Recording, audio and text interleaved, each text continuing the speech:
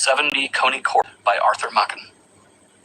A good many years ago, the late Stephen Phillips, the poet and dramatist,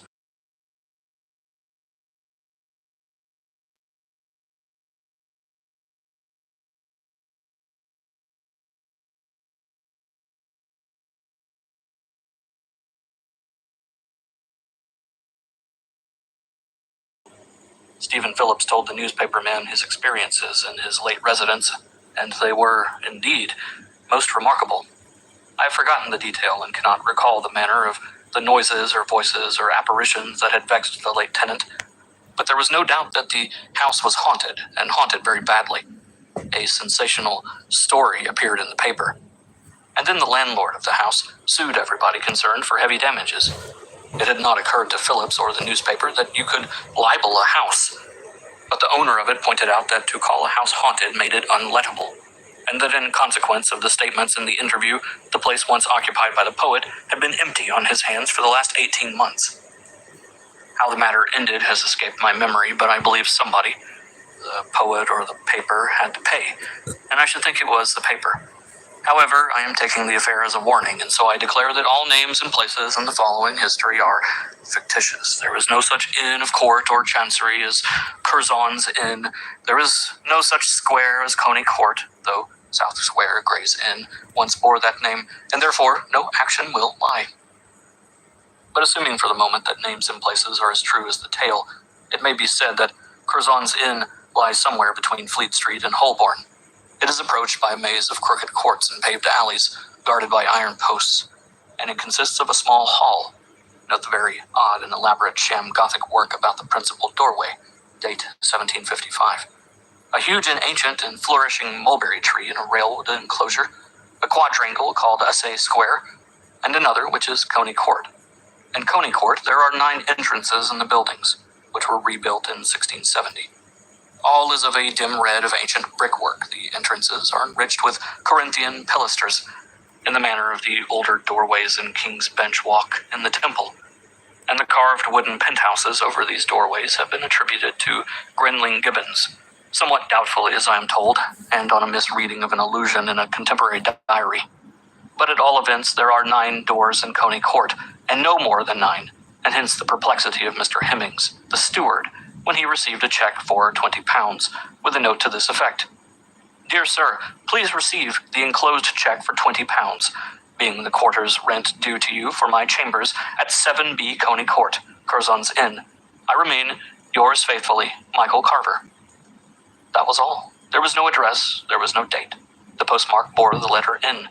The letter was delivered by the first post of November 11th, 1913, and by immemorial custom of unknown origin, rents in Curzon's Inn are payable not on the English, but on the Scottish quarter days.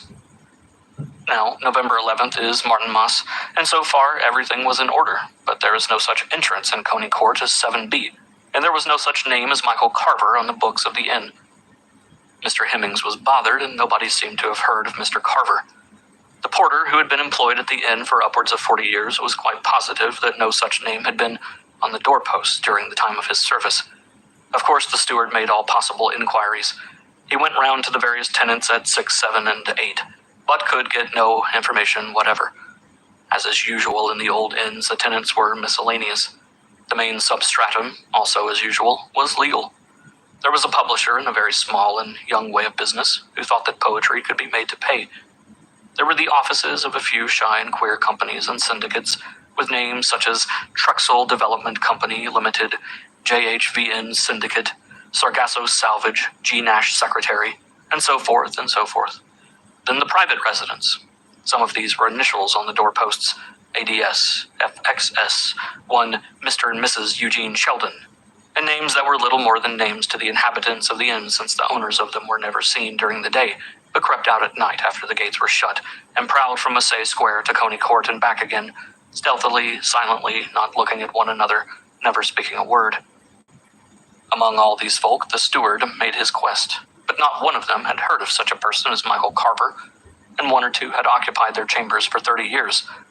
The next day, St. Martin's Morrow, being the day appointed for the quarterly meeting of the society, the pension, as they call it, the puzzled Hemmings laid the matter before the president and the ancients, with the result that they decided that there was nothing to be done. And from that day onward, quarter after quarter, came the check for £20, with the formal note accompanying it.